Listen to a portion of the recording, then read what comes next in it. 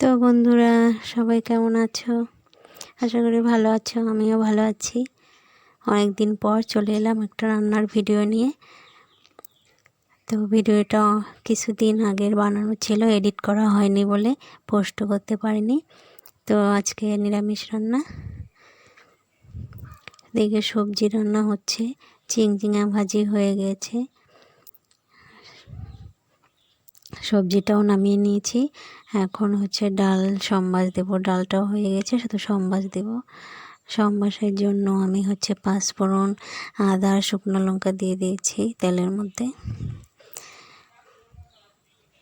তো বুটের ডাল হয়েছে, ভাত দিয়ে খাবে, সেই জন্য একটু পাতলা করে বানিয়েছি।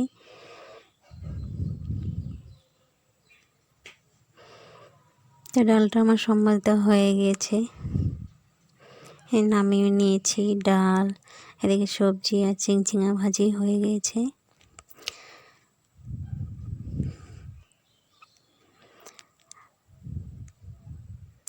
তারপর চলে গেলাম, এরপর আলু পটলের রসা হবে, তার জন্য পটলগুলি ভেজে নিচ্ছি।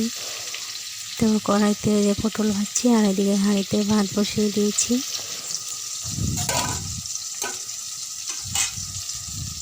পটলগুলো ভেজে নামিয়ে নেব, তারপর আলু পটলের রসাটা করব।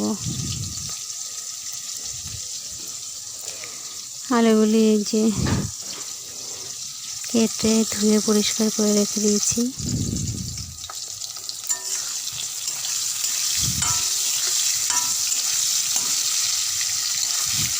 তো পটলটা আমি একটু লাল লাল করে ভেজে নামিয়ে নেব। আর এদিকে পাটায় মশলা করছি, মশলাটা বেটে নিচ্ছি।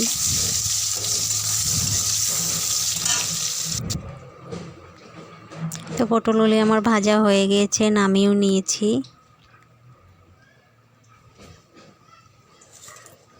ওই তেলের মধ্যে আলুগুলিকে ভেজে নেব।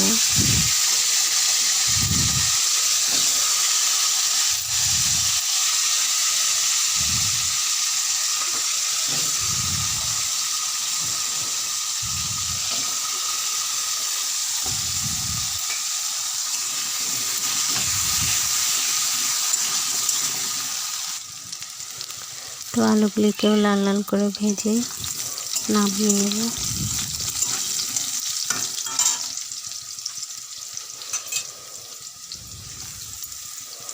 তো কয়েকটা সয়াবিন ছিল, সয়াবিনগুলো দিয়ে দিলাম, আলুর সঙ্গে ভেজে নেব।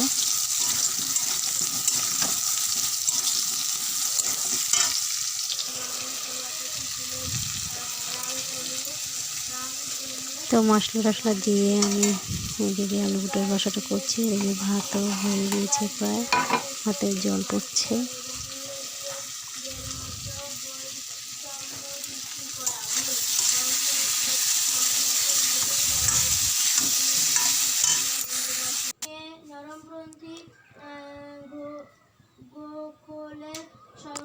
আর এদিকে আমি কালো সরষা, চারমগজ, কাঁচা লঙ্কা আর আদা নিয়েছি, বেটে নেব।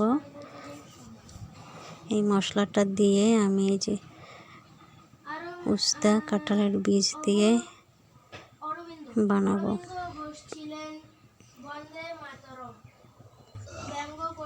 তো মশলা বাটা আমার হয়ে গিয়েছে, মশলাটা রেডি।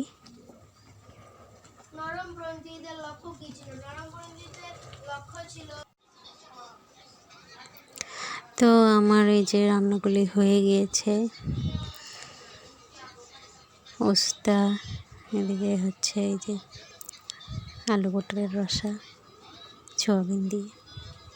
তো বন্ধুরা, সবাই ভালো থেকো, সুস্থ থেকো। ভিডিওটি ভালো লাগলে পাশে থেকো। Tata, bye bye.